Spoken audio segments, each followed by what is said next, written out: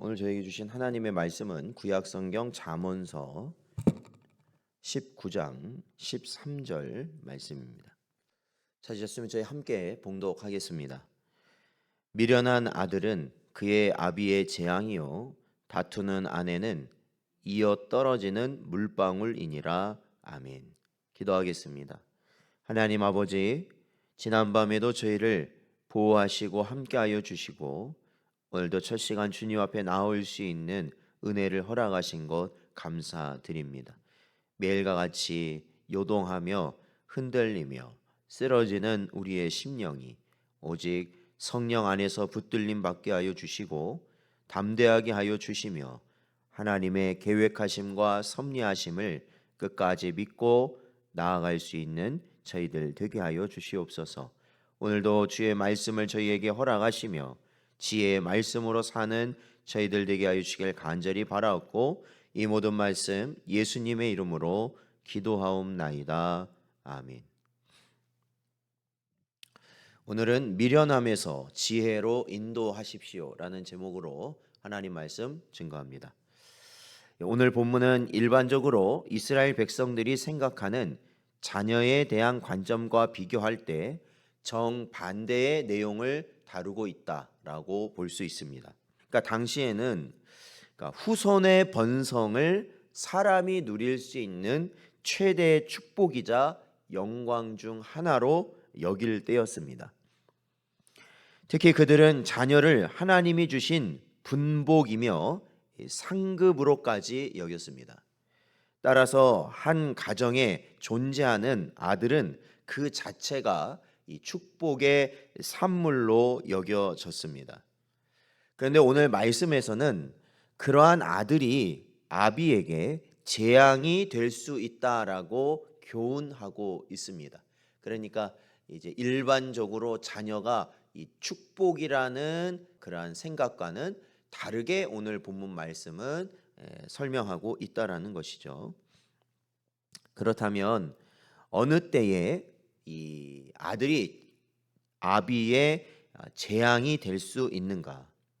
그것은 바로 그 아들이 미련할 때입니다. 이는 솔로몬이 독단적으로 내린 결론이 아니었습니다. 성경은 미련한 자녀들, 즉 하나님으로부터 말미암는 신령한 지혜가 없었던 자녀들이 부모에게 얼마나 큰 비극을 초래하는지를 여러 곳에서 증거하고 있습니다. 그 대표적인 인물이 사무엘서에 등장하는 엘리 그리고 그의 두 아들에 대한 내용입니다. 그 두 아들인 이 홈리와 비느하스가 바로 오늘 본문에 해당하는 미련함으로 아비에게 재앙이 되는 아들들이었습니다. 엘리는 이스라엘의 제사장으로서 이스라엘 전체에 지대한 영향을 끼쳤던 당시의 사사였습니다. 그러니까 지도자에 해당하는 것이었는데 성경은 그의 아들들에 대해 여호와를 알지 못하는 이 불량자였다라고 증언하고 있습니다. 그들은 하나님을 결코 두려워하지 않았고 하나님께 드리는 제사의 제물을 오직 자신의 배를 불리는 수단으로 생각했을 뿐입니다. 그들은 하나님을 무시하고 미련함으로 온갖 악행을 저질렀던 것입니다. 하나님께서는 그러한 그들을 향해 이렇게 말씀하셨습니다. 사무엘상 2장 31절 32절 말씀을 보면 보라, 내가 내 팔과 내 조상의 집 팔을 끊어 내 집에 노인이 하나도 없게 하는 날이 이를지라. 이스라엘에게 모든 복을 내리는 중에 너는 내 처소의 환난을 볼 것이요 내 집에 영원토록 노인이 없을 것이며 라고 말씀하셨습니다. 이 말씀대로 엘리의 두 아들은 한날 한시에 죽임을 당하였습니다. 뿐만 아니라 이스라엘과 하나님 사이의 언약을 상징하는 언약궤를 블레셋 사람들에게 빼앗기는 그러한 큰 재앙을 겪게 되었던 것입니다. 그야말로 미련한 엘리의 자식들로 인해 그 가문이 저주에 떨어진 것은 물론이거니와 나라 전체가 다시 없을 비참한 비극을 당하였던 것입니다. 비단 엘리의 두 아들뿐만 아닙니다.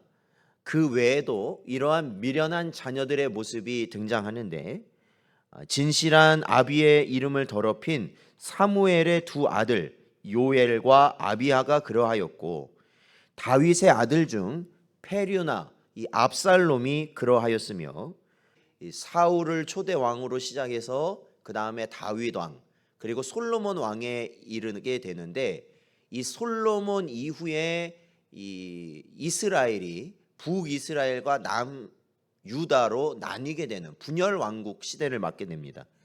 그것을 초래하였던 왕이 이 솔로몬의 아들이었던 르호보암입니다. 그의 미련함 때문에 나라가 나뉘게 되었던 것이죠. 이처럼 미련한 아들은 그 부모, 그 가문, 공동체까지 큰 비극을 가져오게 한다라는 것입니다. 이로 인하여 본서 여러 곳에서 이러한 미련한 자녀를 어떻게 대할 것이냐, 회초리와 매를 아끼지 말고 자녀들로 반드시 미련함에서 떠나게 해야 한다는 사실을 반복적으로 강조하고 있습니다. 사랑하는 성도 여러분, 오늘날 우리 주변에는 일어나는 여러 재해들이 있는데, 그러한 재해들을 인재와 천재로 구분하여 말을 합니다. 사람들의 삶 속에는 여러 가지 유형의 천재지변이 일어나므로 막대한 어려움을 초래합니다. 그러나 그것이 사람으로 인하여 일어나게 된 재앙을 우리는 인재라고 하는 것입니다.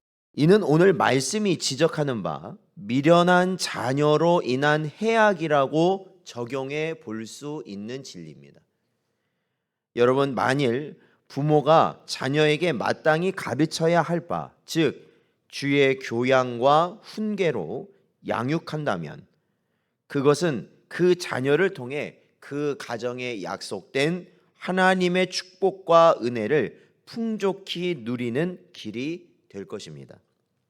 그러나 자녀의 미련함, 즉 신령한 지혜에 미치지 못함을 방치한다면, 하나님을 알지 못하는 자녀들을, 하나님을 두려워하지 않는 자녀들을 그대로 둔다면, 그것은 단지 불편하고 손해보고 수치를 당하는 정도의 문제에서 끝나지 않는다라는 것입니다. 그것은 그 자녀들의 인생을 망치고 그들만이 아니라 부모 자신과 그 가문을 파멸과 재앙으로 몰고 가는 너무나도 무섭고 위험천만한 결과를 가져오게 될 것입니다. 사랑하는 성도 여러분, 여러분의 자녀, 여러분의 가정이 복되기를 원하신다면, 우리는 자녀의 어리석음을 깨우치고 신령한 하늘의 지혜를 가르치는데 결코 게을러서는 안 될 것입니다. 그럼에도 불구하고 분명 부모로서 이를 감당하는 것이 얼마나 어려운가, 실질적으로 어려운 부분이 많이 있습니다. 억지로 할 수도 없는 것이고 내버려 둘 수도 없는 것이고 참 어려운 부분이 많이 있습니다. 그래서 성경에는 부모에게 무엇을 요구하냐면, 지혜를 구하는 자에게 후히 주시고 꾸짖지 아니하시는 하나님께 엎드리고 또 엎드려 구하라 말씀하고 있는 것입니다. 지혜를 부모가 가져야 된다. 먼저 부모가 그 지혜를 가지고 그 자녀를 대하여야 한다라는 것입니다. 사랑하는 성도 여러분, 그들의 인생을 생각한다면, 미래의 축복과 형통함을 기대한다면, 그들로 주의 교훈과 훈계로 양육하는 것에 힘을 다하여야 할 것입니다. 그것이 천재보다 무서운 인재를 막는 길이며, 자녀를 통해 약속된 하나님의 축복을 여러분의 가정에 채우는 비결입니다.